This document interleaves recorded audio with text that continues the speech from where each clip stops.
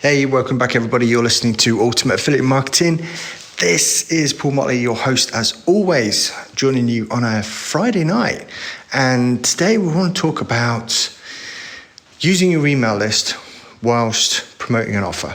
Okay, so what I want to go into is if you've started building an email list and you've set them tags up when people join, so you know what type of opt-in funnel they came in through to start with, then obviously you're on the right track. If you haven't started doing that yet, then I highly recommend you do, okay? Right, it's very easy in ActiveCampaign. You can just add a tag when people do certain things or if they come through a certain funnel, so you're adding them to a list with the tag so that you know the types of offers that these people are going to want later on, okay? So let's get to the point where we're going to start launching. Let's say you've got an offer coming up and you want to promote it, and you can't just go straight in day one blasting an email out to people, okay? It might work, it might get you some clicks, but there's a good chance it's not going to convert too well, okay? Right, so what we want to do is try and warm up that audience that's already on your list, they're already getting emails from you, but warm them up to the offer in the first place, right? So dissect the offer itself, find out what big problem that's going to solve for your audience. What's the big domino? What's the big win? Okay. And then start looking back about what might be stopping people from getting to that point. What's the problems that they're getting and they can't receive that result? Okay. Because that's where we're going to start talking about in our emails, and we're going to there's a good chance, right? Even if you're like 7 days out, you can start talking about it on an email, do a daily email and say, this is a brand new series, want to talk about blah, blah, blah. And then you start talking about it in the email. But make sure you've got a CTA at the end. And when a CTA is call to action, and that will be look out for the next email titled whatever your subject line is for the next day. Okay, right? So people are getting ready to receive that next email. And I wouldn't even start putting links in yet. So don't even have any links in your emails. You're just talking about it.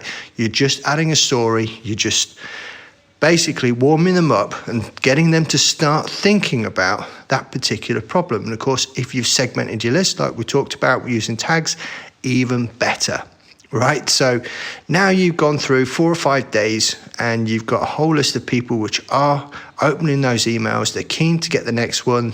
They're starting to get a little bit more excited because you've hinted that there might be a solution for them and you might be the one to come to it, right? So they can come to you to get that. So that's great.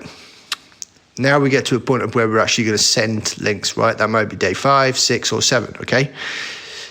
But again, do we really want to send them directly to an offer? No. What we want to do is send them to a bridge page. Okay, so that's going to be something which is way more, again, you can talk about it, put results in there, put testimonials in there.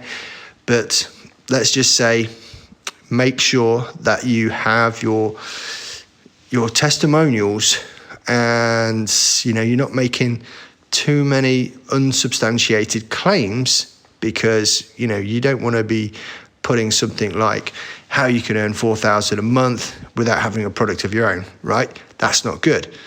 What you could do in this case is say how I earn $4,000 a month in passive income through the ClickFunnels affiliate program, even without my own product, and then put a little asterisks there saying your results may vary based on your effort, education, and marketing factors beyond our control, right? So that's kind of like disclaimers. And just remember again, you can't put things like get rich quick, it's easy, right? You can't do that. But what you can do is how I'm earning a profitable living through digital marketing, and then talk about the results aren't typical, the average affiliate marketer earns nothing, blah, blah, blah. So that way you're actually building trust, but you're also not setting yourself up for aggravated people coming back to you and saying, hey, look, you promised this and it didn't work, so everyone's results are going to be different. That's just the way it is. It's based on so many different factors. They may not take the training seriously. They may not use the product or service as it's meant to. They might not do certain things. They might not even complete the training or course or whatever it is that you're promoting in the testimonial. So you have to be clear on claims. You have to put disclaimers on there. And of course, it's always a good idea to run traffic to your own funnel rather than directly to the offer itself, right? So now we've got that covered.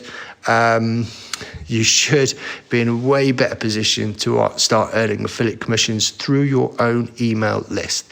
And if it's your first time listening, I have a bunch of ways that you can actually grow your affiliate marketing list if you go back over the previous episodes, because I do these every single day, and I'm trying my best to give you guys as much great content as I possibly can. So that's enough for me tonight. I'm going to catch you all again tomorrow, and enjoy the rest of your day.